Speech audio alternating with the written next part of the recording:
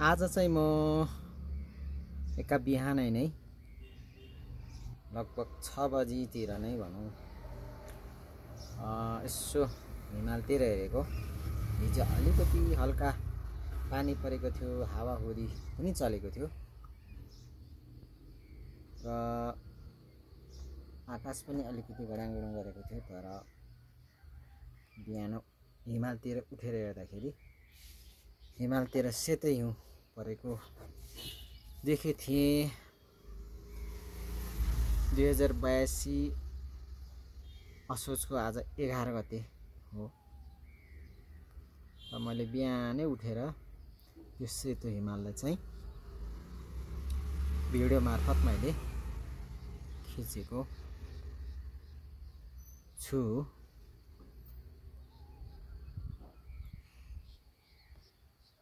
धान पनि पाक्न लागेको छ, पहेँलो हुन लागेको छ कतिपय धानहरू र कतिपय चाहिँ निकै पहेँलो हुन लागेको छ। सायद यो असोज महिनाको अन्तिमसम्म त कतिपय धानहरू काट्नु पर्ने पनि हुन्छ होला जस्तो देखिँदैछ। र यो देखेको सेतो हिमालहरू चाहिँ ठ्याक्कै कुन जिल्लामा पर्छ त्यो चाहिँ मलाई थाहा भएन, तर पनि बिहानै उठेर सेतो हिमालको दृश्य चाहिँ आज असोजको 11 गते खिचेको हो। सँगसँगै यो धान पनि लगभग सबै नै पहेँलिन लागेको छ, कतिपय त निकै पहेँलो भइसकेको छ। अब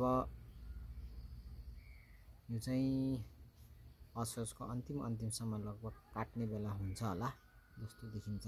यसो धानको लक्षण हेर्दाखेरि निकै पहेँलो भएको देखिन्छ। र यो ठाउँ चाहिँ कहाँ हो भनेदेखि ललितपुर जिल्लाको गोदावरी नगरपालिका 13 थेचु नजिकै अथवा नागदा नजिकैको झरुवारासी भन्ने ठाउँ हो। यसलाई चाहिँ ढुसु फाँट भनेर पनि चिन्ने गरिँदो रहेछ। पुरानो नाम चाहिँ यो ढुसु फाँट रहेछ, किनभने यो ठुलो फाँट छ, यहाँ खेती पनि छ। र विगत केही वर्ष अघि चाहिँ यहाँ केही प्लटिङ गरेर घरहरू पनि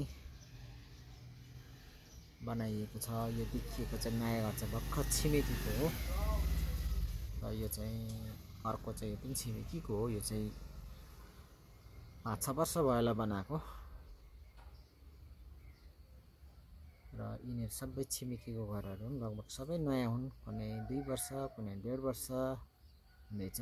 र यो देखिएको सेतो कलर गरेको घर चाहिँ बनाइसकेको छैन, यो चाहिँ बन्दैछ, कलरहरू हुँदैछ। विद्युतको कामहरू, पानीको कामहरू, विद्युतको जडानहरू हुँदैछ। र यो पल्लो देखिएको पनि छिमेकीको हो। यो पर देखिएको चाहिँ थेचु नजिकैको ठाउँ हो। यो तल देखिएको चाहिँ भेलाइटी सोनाकोटी भन्ने ठाउँ पर्छ। र त्योभन्दा पर देखिएको चाहिँ त्रिभुवन एयरपोर्ट पर्छ। सायद त्यहाँदेखि अलिक देखिएको छैन।